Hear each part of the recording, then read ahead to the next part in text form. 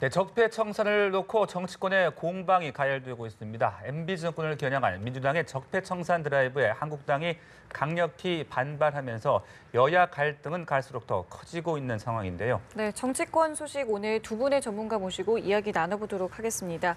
최창렬 용인대 교육대학원장, 장성호 건국대 행정대학원장 나오셨습니다. 안녕하세요. 네, 네, 안녕하세요. 네, 적폐청산 논란부터 좀 이야기를 해보겠습니다. 민주당이 MB정부 적폐청산 총력전에 나서고 있는 가운데 이재정 의원이 MB는 집권 시절 탄핵됐어야 한다, 또 이렇게 말을 했어요. 한국당은 뭐 정치 보복쇼라며 반발을 하고 있는데 양측의 지금 이 공방 상황 어떻게 좀 보고 계십니까? 그래서 지금 문재인 정부 들어와서 네. 국정원의 여러 가지 그 이명박 정부 때 국정원의 여러 그 정치 개입 이런 부분들이 계속 보도가 되고 있는 상황입니다. 그리고 국정원뿐만이 아니라 군 기무사령부도 그렇고 군 사이버사령부의 여러 정치 개입 정황도 많이 나오고 있는 상황이거든요. 그런데 이런 상황이 지금 야당에서는 특히 제1야당을 중심으로 정치 보복이다라고 이제 주장을 하고 있습니다. 네. 지금 이런 상황 속에서 이것을 이제 정치 보복 프레임으로 몰고 가려는 야당의 입장이 있는 것이고, 여당은 문재인 정부는 기본적으로 이건 적폐다, 기본적으로 밝혀져야 될 과거의 잘못된 관행이다, 이런 입장이에요. 그래서 제가 보기에는 현재 이 상황을 완전히 서로 이제 정치 보복 대 적폐청산 프레임으로 몰고 가려는 것 같아요. 특히 네네. 야당이 지금 이 부분을 국면 전환을 하기 위해서 정치 보복 프레임으로 몰고 가려 하는 것 같은데, 특히 지금 이재정 의원이 또 이런 얘기 했잖아요. 근데 이런 얘기들이 지금 MB는 집권 시절 탄핵됐어야 한다. 이제 이 부분은 네네. 굉장히 야당을 자극할 수 있는 얘기거든요. 이 탄핵이라는 용어는 민감한 용어이기 때문에 근데 이런 용어는 굳이 쓰지 않아도 지금 뭐 여러 그 사람들에 따라 다르겠습니다만 기본적으로 MB 정부 때의 여러 가지 그 정치 관여 개입 정황들 이런 것들은 국민들로부터 많은 비판을 받고 있는데, 여기 탄핵됐어야 한다라고 하면 이제 제1야당이 오히려 네. 이야말로 정치 보복이다라고 얘기할 수가 있는 예. 거거든요. 그래서 굳이 이렇게 야당을 자극시킬 발언이 왜 필요했을까라는 생각도 들긴 드는데, 근데 본질은 역시 이런 것보다는 과거 MB 정부 때 국정원 등 국가기관의 잘못된 그 정치 관여 행위 이런 것들이 일탈 행위들이거든요. 그런 것들이 본질인데 이 부분을 자꾸만 국면 전환하려고 자꾸만 물타기를 하지 않은가 이런 생각도 좀 듭니다. 예. 네, 정 원장님은 전반적으로 좀 어떻게 보고 계십니까? 그 적폐청산이라는 말이 너무 자극적이다. 저는 1차적으로 그걸 지적을 하고 싶습니다. 네. 뭐 영어는 한 것 영어 아닙니까? 리폼이라고.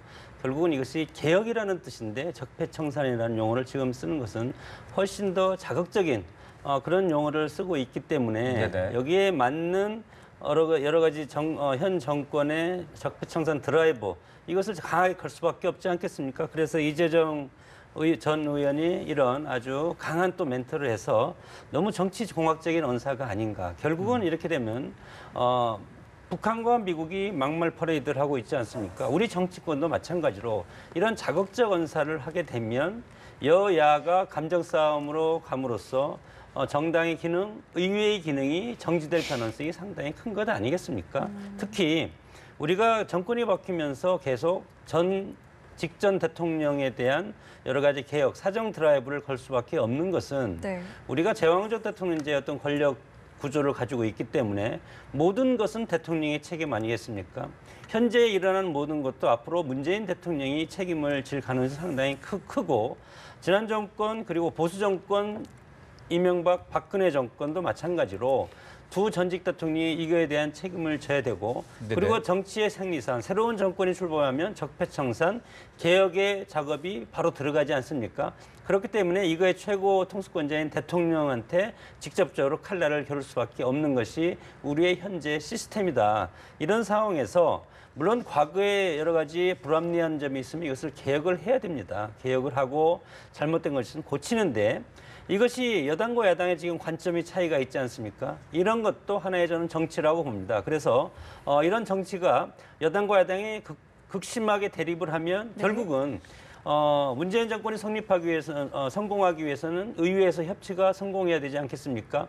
앞으로 이런 적폐청산을 두고 정치 보복 쇼라든가 뭐 이런 것을 해서 양측의 공방에 가면 네네. 협치는 물 건너간다. 그러면 결국은 현 정권이 이거에 대해서 오히려 가장 큰 손해를 입을 가능성이 상당히 크다고 봅니다. 네, 이 갈등의 골이 깊어질 것 같다고 예상이 되는 게 이제 MB 측에서 말하기를 이제 노무현 정권 그리고 김대중 정권에서도 적폐가 있었다면서 폭로를 하겠다라고 이야기를 했거든요. 이렇게 되면은 계속 갈등은 깊어지는 거 아니겠습니까? 글쎄요, 제가 아까 말씀드린 것처럼 이제 이것이 노무현, 김대중 정부 때도 이러한 비슷한 게 있었다. 그러면 그걸 밝혀내야죠. 드러내야 됩니다. 그걸 예. 말로만 할 게 아니고 예. 그야말로 노무현, 김대중 정부 때 지금 얘기되고 있는 여러 가지 보도되고 있는 그런 뭐 민간인 댓글 부대라든지 그리고 문화예술인 블랙리스트라든지요. 그리고 또 하나 어떤 방송 장악의 여러 가지 정황들 이런 게 있다면 지금 못 밝혀낼 게 없죠. 제1야당의 주장처럼 그런 것들도 있으면 뭐 얘기를 해야 되는 것이고 지난 거라 하더라도 그건 반드시 심판해야 되는 거죠.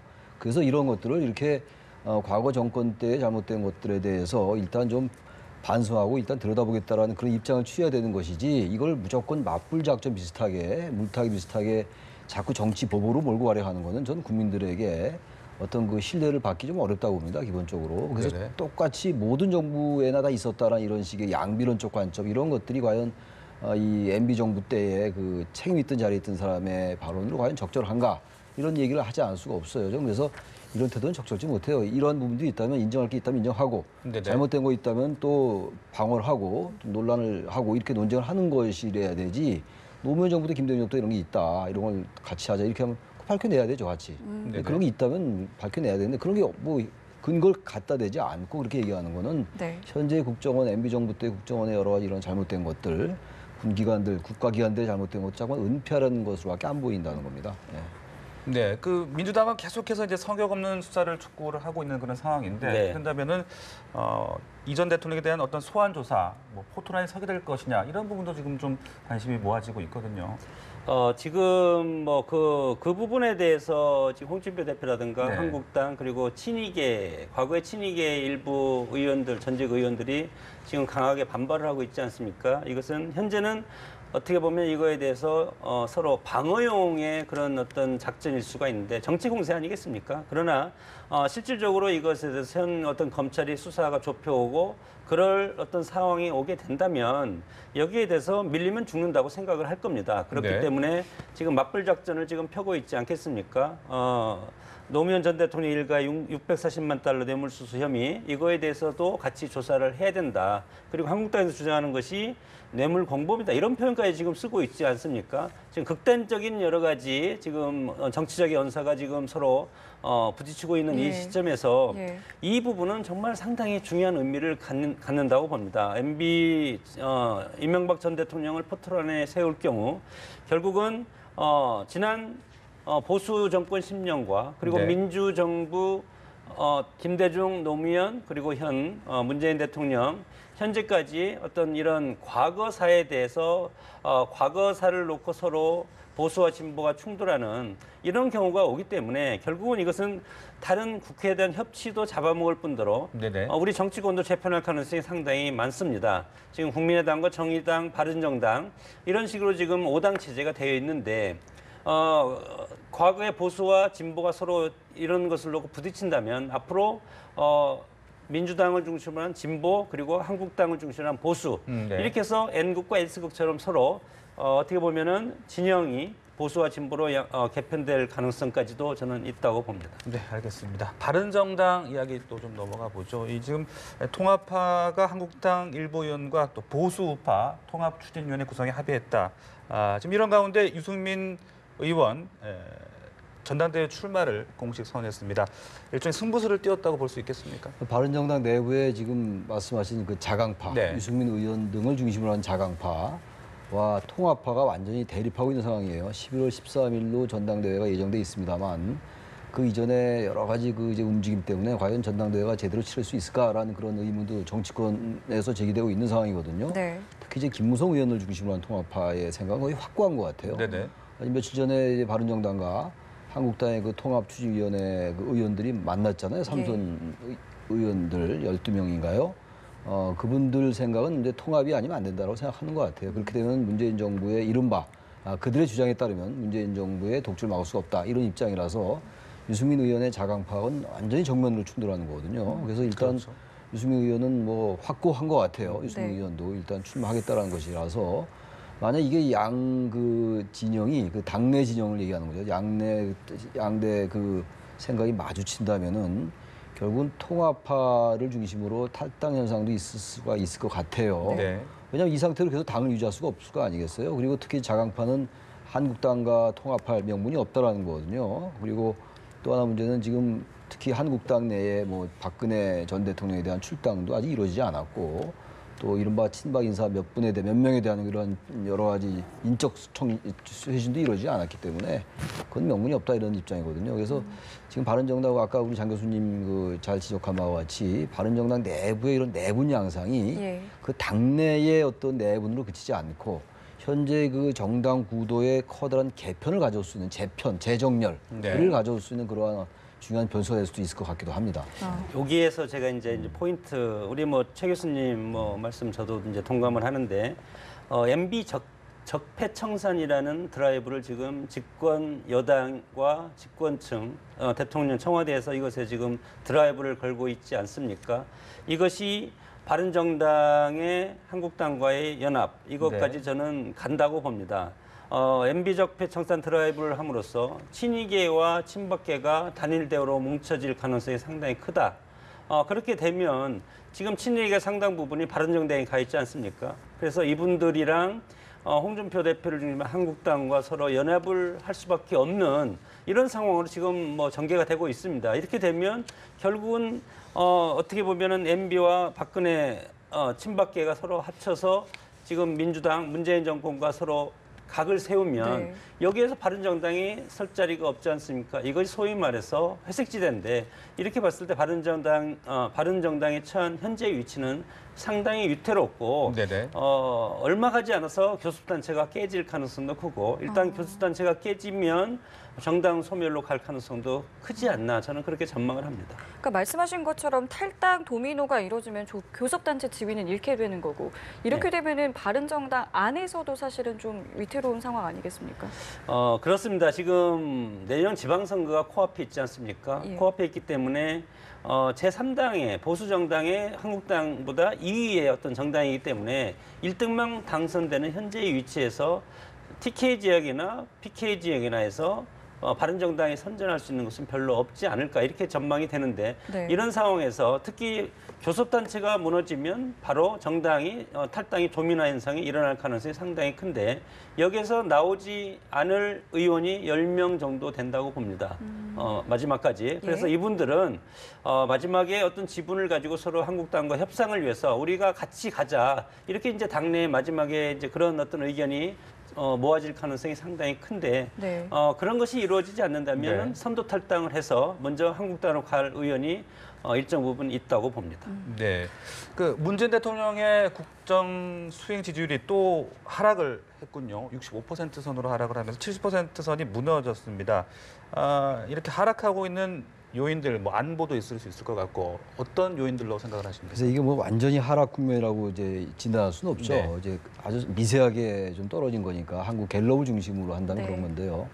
어쨌든 간에 조금씩 하락하는 추세는 있는 것 같아요. 네네. 지금 이제 그 부분은 지금 말씀처럼 안보 위기라는 그런 변수가 크게 작용하는 것 같습니다. 그리고 최근에 김명수 대법관 국회 인준이 끝났습니다만 그 이전에 어떤 인사 문제에 있어서 뭔가 좀 검증 시스템이 잘못됐다 이런 지적들이 좀 있었거든요. 그러니까 인사 문제하고 안보 국면에서의 뭔가 외교 안보 라인에 조금 엇갈리는 듯한 이러한 이제 목소리 같은 거 이런 부분들이 이제 이 하락 요인으로 작용이 된 것 같아요. 그리고 나서 또 다른 여론조사를 또 봐야지 할 것 같습니다. 어쨌든 근데 갤럽을 이제 중심으로 한다면 좀 떨어진 건데 기본적으로 근데 굉장히 이것도 높은 지지율이에요. 65%라는 네. 게 과거 정권들의 이것도 굉장히 높은 건데 네. 취임 이후에 문재인 대통령 취임 이후에 계속 아주 고공행진을 해왔기 때문에 70% 이상을 넘고 거의 80% 가까이 가고 그랬었잖아요. 네. 그런 것들에 비해서 좀 하락 국면이긴 합니다만 이거는 완전하게 떨어진 것이 아니기 때문에 하락이다라고 단정하면서 우리가 요인을 분석하기는 좀 한계가 있지 않나라고 보여집니다. 네. 대통령 제가 아까 말씀드렸지만 대통령 국가에서 대통령의 국정 지지율은 국내외 상황 모든 것을 총체해서 유권자인 국민들이 판단하는 국정에 대한 안정감입니다. 안정감이 점점 떨어진다는 것은 그만큼 국민들이 현재의 국내의 정세를 상당히 불안하게 보고 있다. 이런 이제 반증이고 90%에서 60%에 떨어진 것은 100일 만에 떨어진 것은 저는 상당히 큰 폭으로 하락을 했다고 저는 봅니다. 이것이 앞으로 어떻게 될지는 이제 저는 결국은 보수 야당인 한국당과의 협치가 이루어지지 않으면 입법적인 성과를 내지 않으면 훨씬 더 떨어질 가능성이 있는데 그렇습니다. 무엇보다 중요한 것이 안보적인 국면에서 우리가 북한과 미국의 사이에서 우리가 할 수 있는 역할이 별로 없었다. 국민들이 이렇게 판단하고 이런 불안감이죠. 이런 네네. 불안감이고 그러나 대통령을 뽑아놨기 때문에 국민들은 대통령이 독과의 방망이를 든 것처럼 모든 것을 해결해 줘야 된다마는 그런 심리적인 어떤 그 요구 사항이 있지 않겠습니까? 이런 것들을 일정 부분 우리 정부가 할 수 있는 것이 별로 없었다. 그리고 이제 협치죠. 최근에 홍준표 한국당 대표가 청와대 회담에도 응하지 않고 이렇기 때문에 국민들은 문재인 대통령이 되고 나서 취임사에 앞으로 대통합의 정치를 하고 한국당을 제일 먼저 찾아가서 방문하지 않았습니까? 그런 모습으로 여당과 대화가 잘 될 줄 알았는데 한국당의 전략인지 아니면 문재인 대통령의 전략인지 지금 한국당이 여기에 참여하고 있지 않습니까? 네. 이런 것들이 상당히 국민들한테는 불안감을 주기 때문에 앞으로도 지금도 그래도 60%라는 것은 상당히 국민들이 기대를 많이 하는 부분이 있고 네. 이런 것들을 의회에서 개혁 입법으로 여야 합의 모습을 국민들이 본다면 지지율은 상당 부분 오래 지속될 가능성도 있지만 네. 그러나 지금 선거를 내년 지방선거를 코앞에 두고 있지 않습니까? 이렇기 때문에 여야의 갈등이 극심해질 가능성이 크다. 그러면 개혁의 성과를 내야만 할 현 문재인 정부는 오히려 성과를 못 낸다면 국민들로부터 오히려 이제 비난의 그런 강도가 훨씬 더 세게 올 가능성도 있기 때문에 정치는 결국은 대화와 타협 아니겠습니까? 이런 것들을 복원하는 것이 중요하다고 봅니다. 네. 향후 이제 여야정 협의체를 구성하기로 합의를 했잖아요. 네.